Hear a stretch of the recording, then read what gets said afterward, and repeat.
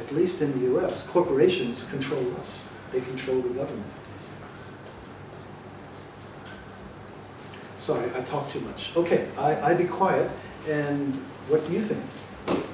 You might want to continue, or somebody else? I think first point is actually we talk about, now that overcoming we talk about social transformation. Well, it sounds good, it's like a big word, but it's actually because it's connected, everything is connected to us, you see. Perhaps I just have one question, because of all the greed, the hatred and delusion, I think what we have forgotten is the intention.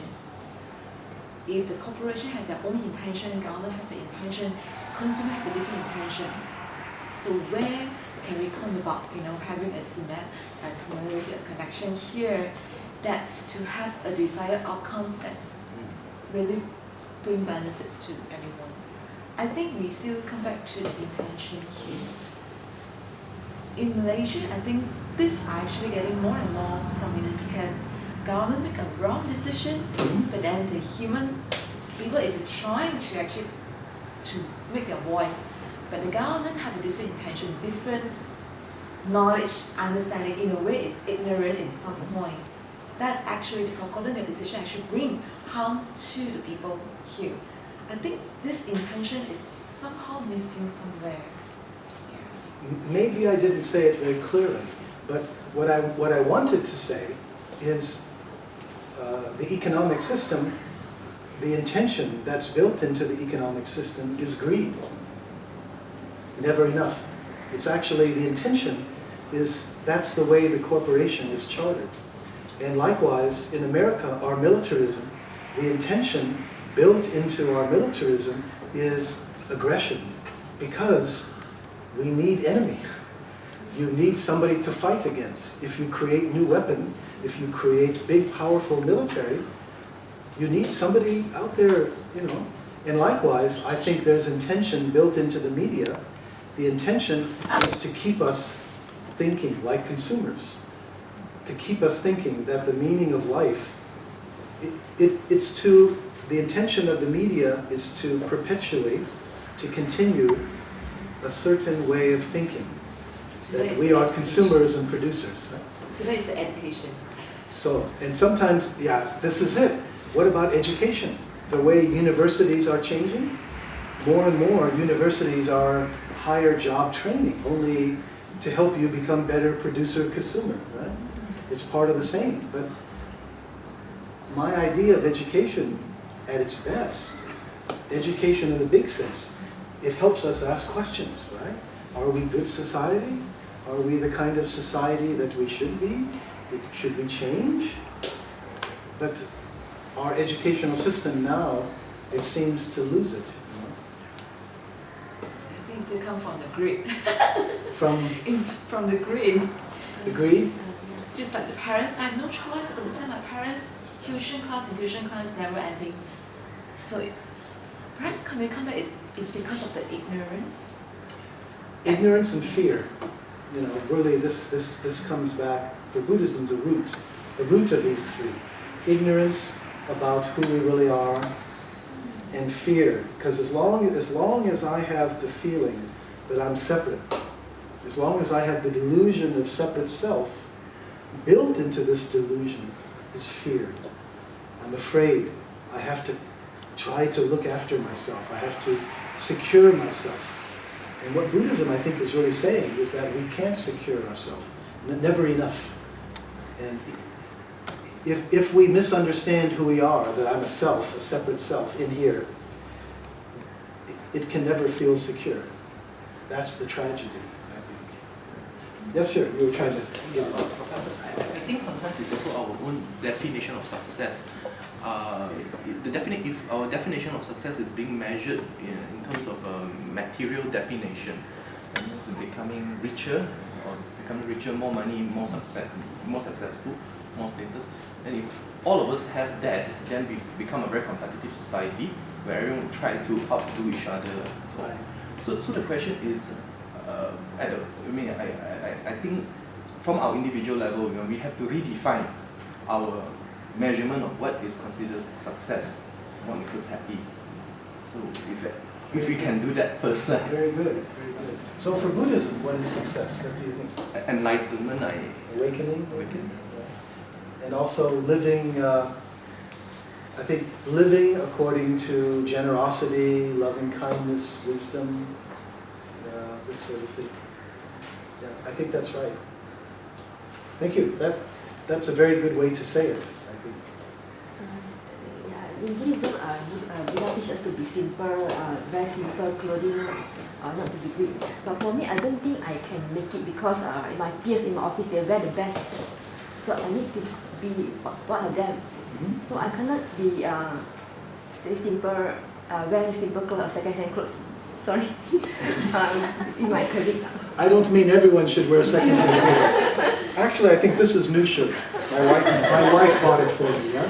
So, of course, you're not a monk or a nun. So, I don't think that Buddhism says you must wear simple clothes. You know, because of your job, maybe you have to fit in. But in other ways, you can live simple life. Like maybe you don't have to buy BMW or you don't have to buy very expensive jewelry or very expensive perfume. We all have many. To be consumerism, there are many, many different parts of it. And sometimes, like for me, I spend a lot of time in airports and airplanes. I'm consuming. This is very bad for the environment, I know. But it's part of my job, so I have to do it. So for you, you have to have nice clothes. We can't be as simple as we want to. I don't think it's possible to be pure. We can't be completely pure in this society. You have to wear nice clothes, I have to fly. But we do what we can according to our situation. And maybe it's possible to be pure living in a cave up in the Himalayan mountains. But then you're not helping anybody, maybe, right? You're just living for your own awakening. So that kind of purity is not what we need. I think we need bodhisattvas, new kinds of bodhisattvas that are concerned about institutional greed and ill will and so forth. Yeah. I feel better after you. I'm confused whether I should. Can I just support this? Sure. It's actually based on how we communicate with ourselves when we make a decision. Because this is probably in a social comparison. When we have our choice, if I think my outfit is good enough, whether it's second-hand, branded, non-branded, that's all right. And it still comes back to my feeling, my thinking is whether I feel it's okay or I feel that no, it's not okay. I have to be like this in order to be accepted. So firstly, we ask ourselves, can you accept yourself if you're not going to follow like this? Can you accept yourself if you just wear as you feel comfortable? I think the delusion part here is we create our own thoughts, the change of thought that actually lead us rather than we make a conscious choice to really accept who we are, I think. Yeah. So we can decide. There's no way around in such a situation because we have already thought that no, I shouldn't do this, I should do this. The judgmental here, right, good or bad, is really sometimes killing us, I think. Good. And so when we follow the Buddhist path, it's not that we think, I shouldn't do this, I shouldn't do that, but naturally, I don't want to do it, right? It's like my son, when he was younger, he loved Nike sports shoes. And he had like 5, 6 pairs of Nike, and when he bought, he would buy 3 pairs at a time, right? Different colors. But now, he loses interest. It's like it doesn't matter. Before, it was a kind of, he wants to keep up with other people, to be the same as other people. And slowly, when we follow the path, it doesn't seem so important anymore. I'd like to also, I think it's a definition that we give to ourselves that how we want to live our spiritual life. Whether we choose to attend Dharma course, go for meditation, but daily we can be in a very spiritual way. Just how we abandon, if there's a greedy thought, okay, I abandon it. I develop and cultivate the generosity parts. I think from there it can help us to grow more mature spiritually. When we start to follow Buddhism, we think, I have the thoughts. But like you said, when we meditate, we realize the thoughts have me. The thoughts have a life of their own, yeah? And it's not so easy. That's why it's important to keep working. Thank you. Yeah. But what is interesting now is that this analysis that the professor is coming up with actually raises some very, what they call, worrying issues. That the whole world is moving, well, if not greed, hatred, and delusion, all three poisons, but just on greed alone, it's like cancer. You know? Cancer cells don't know any better. They just consume and consume and consume and grow and take over the host. And when the host dies, the cancer cell dies. So it kills itself. Which means if with greed in the economy and it grows and it sort of uses up all the Earth's resources, there will come a time where it will die, the Earth will die. Of course, provided that they have, like some movies they show, or they go to cultivate and take advantage of other planets and all those resources, and attempt to try to perpetuate the same what they call economic system. But if they don't, not advanced enough to go all out there to actually harvest other planets' resources, then the Earth will die. Now, this becomes a very critical issue. It's a question of survival. Killing yourself doesn't make sense. So, then if we were to, how are we going to, this is only from the Buddhist point of view, and with the approach from the three poisons. What about the viewpoints from, say, the Christians, the Muslims, the Jews, you know, and any other major religious groups that comprise the whole population? What do their philosophies teach with respect to people, what they call, taking advantage of all the resources, you know, fanning of greed? I'm sure in those philosophical systems, they have certain advisors and certain good points that tell their devotees, you should curtail this, and you should be, enough is enough. Okay, but the reason I'm bringing this up is because sooner or later, with this alarming news that you've actually found out, that sooner or later we would like to, what they call, work cross-cultural, cross-religious, whatever you call it, to actually change the whole economic system before it is too late. In a way, this book is pointing towards what they call, giving the seeds, saying that we are heading towards doomsday. It's not Third World War, it's just the organism not knowing any better, killing itself. Everybody on Earth, we are all on the same boat. So which means we have to master all communities, all nations, all ideas, all races to actually fight our common enemy. Of course, we call it greed, but then how do we effect change? How do we how do we propose an alternative economic system? Economic system based on consumption now, but what are there other ideas for an economic system? Okay, self-sustainability and all this kind of stuff. Those are the probably the next step. So we say. That's right. That's right. I see that. I don't think Buddhism has any simple answer. Like if we read the Pali Canon or the Buddha, it doesn't tell us we should be socialist or this. No simple answer. But the problem now is, as long as we're motivated by greed, ill will, delusion, we are unable to come together and to pick a better system.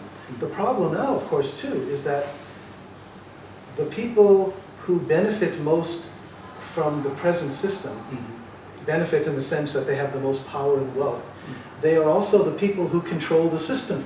They're the people at the top, so that makes it very difficult. You know, one way to say that, and I think what you said is so important, is that religions today compete against each other, right? So Christianity, Judaism, Islam, Buddhism, they compete, but they don't realize that the real religion that's a problem today is called consumerism. We have new religion today. It's the most successful religion, the most globalizing religion. It's spreading everywhere. It's converting everywhere. Very powerful. Every advertisement is a kind of proselytizing for the new religion. And it's a dangerous religion because the basic message of this religion is, if you want to be happy, buy me. So what religions need to do is to wake up together and to realize that they have to share their common teaching about greed and realize that in a way we're all saying the same thing. We're working to the same thing, to limit greed, and we have to find ways to limit the self-destructiveness of this system. I very much like the analogy with cancer, because that's exactly right. One way or the other, cancer dies, either when we kill it or it kills us. And it kills yourself. Kills itself at the same time. Sounds silly, isn't it? But it does that. Questions? I think it's just important because the mind can perceive everything.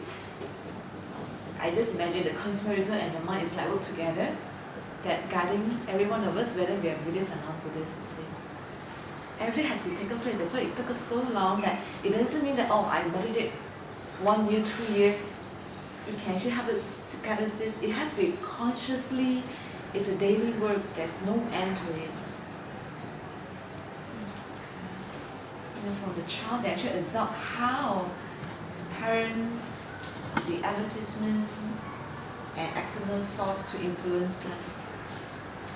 Another way to say it, though, is how do we understand the meaning of our life, right? What's the real meaning?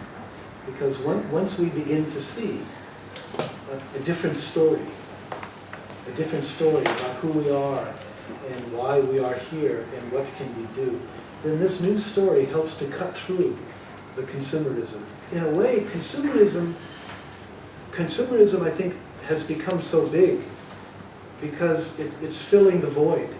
It's like in the West, traditional Christianity, it has a big problem. Most people can't believe in the old ways or the old Christianity anymore. It doesn't work anymore.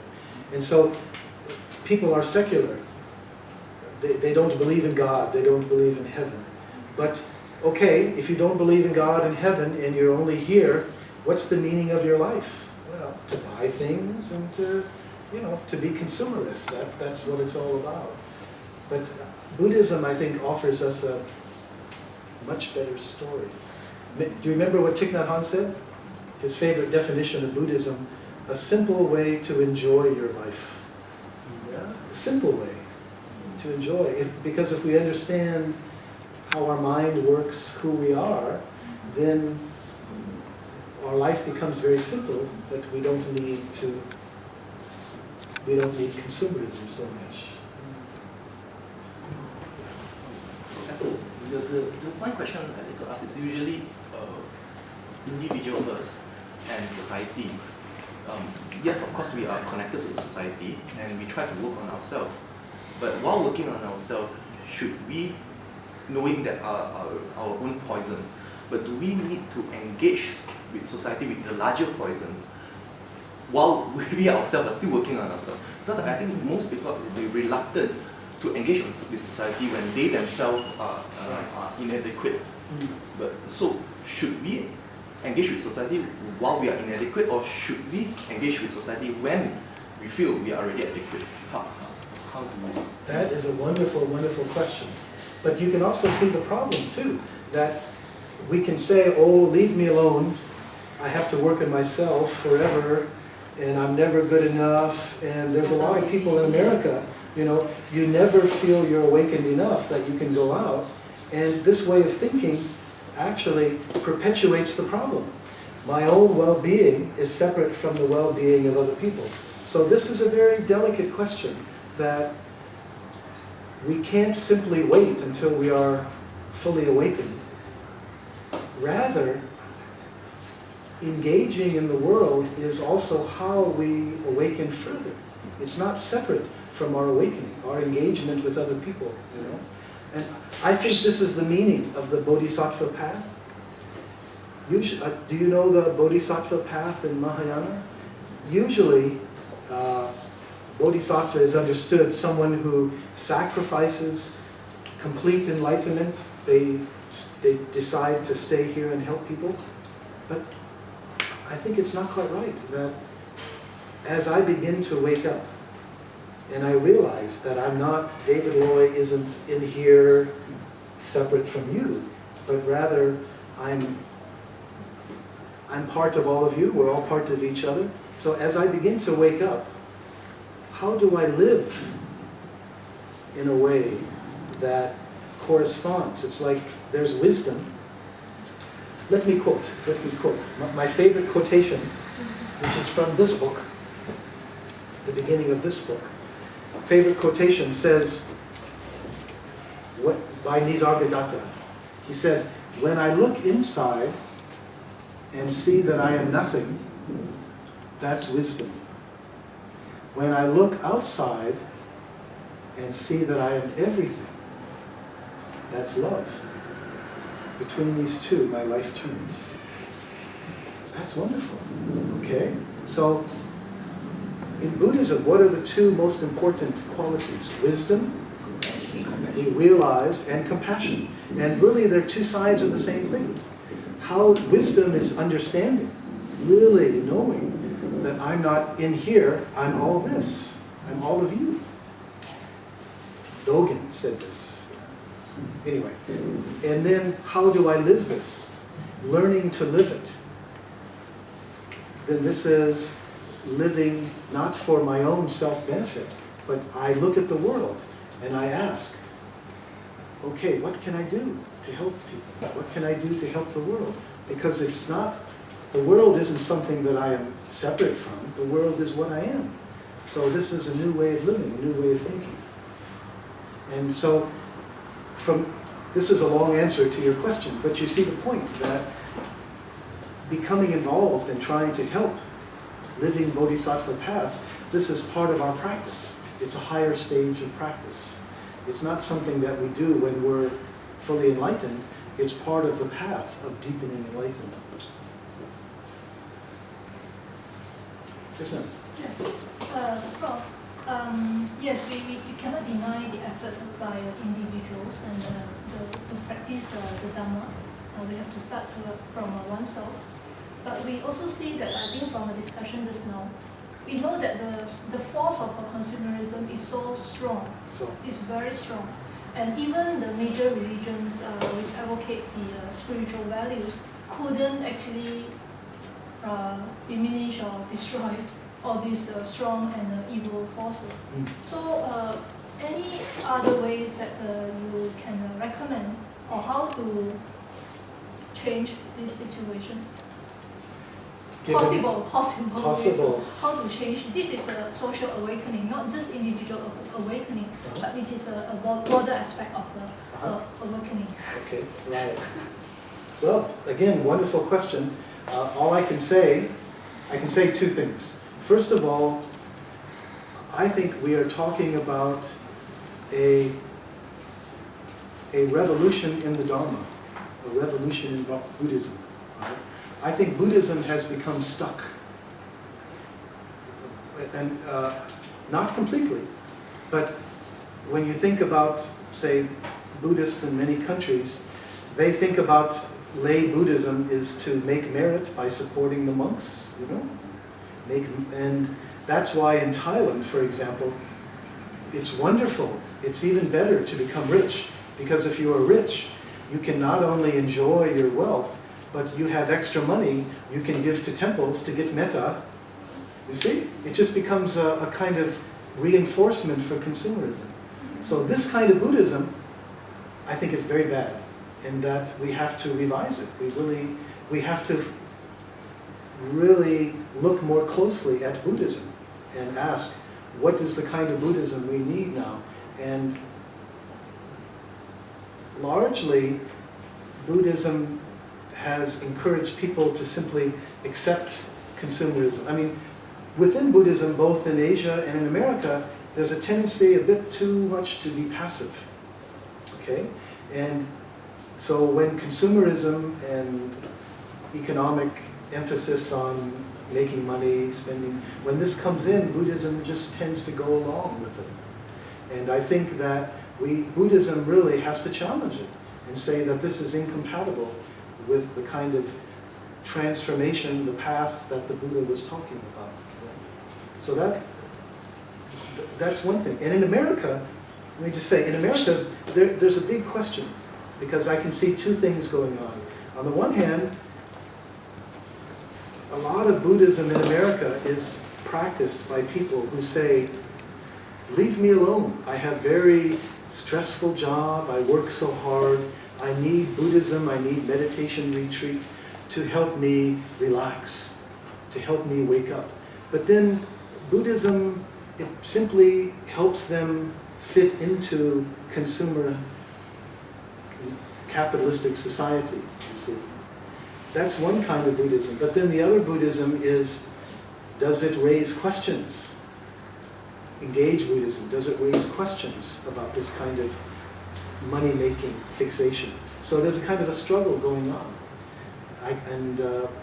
This is very important, and maybe it's beginning to happen in Malaysia as well. I don't know. I don't understand Malaysian Buddhism well enough. But let me go back to the other main point, that, you know, I don't think we need a new Buddhist social movement. Right now, already in the world, there's a big movement for social justice and ecological sustainability. Buddhism doesn't need to come and try to do something different. Buddhism can join this.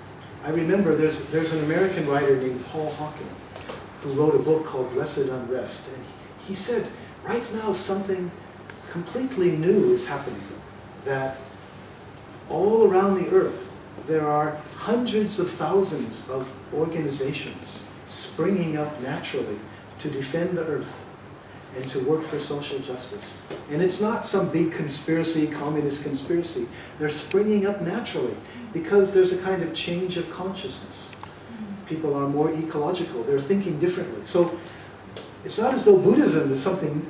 Buddhism can contribute to this. And what Buddhism can contribute, one of the things, is it can emphasize that we not only need social transformation, we need personal transformation. We need spiritual path and how they work together.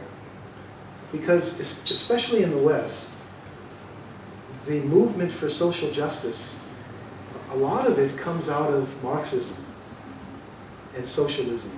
And traditionally, Marxism and socialism, they don't like religion. Religion is bad because religion encourages people to accept their situation, you see. Like Catholicism in Europe, it worked with the kings and the nobles, and it encouraged, it was a way of keeping people down. So traditional socialism, for example, or the left, or the social justice, they're still very wary about religion, you know. And one of the things Buddhism can help is that it can say, religion, real religion, true religion, it's part of the same thing. But we also realize we can't have a society, we can't simply change social structure. Even if you have perfect social structure, the best possible social structure, but you and I, we are still motivated by greed, ill will, and delusion, it's not going to work. We have to work on both sides. We have to change ourselves, but we also have to find better economic and political systems, the way they work. We need both, and I think that's one of the important things that Buddhism can contribute. Does that make any sense? Further to your mention about the ecological aspects, I believe you have. Oh yes, I have a few more books here I can show around, yeah? Maybe I can just pass them around. This book, this is very interesting. It's a collection talking about Buddhism and ecology. And many Buddhist teachers are very concerned about ecological crisis.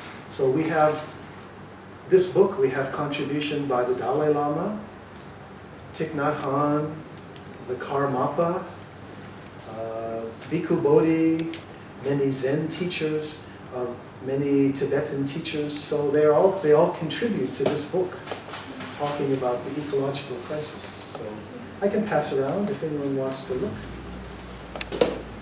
Okay. And this is also what I'm talking about today. This book, these two books go together. This is more on the same thing, if anyone wants to see.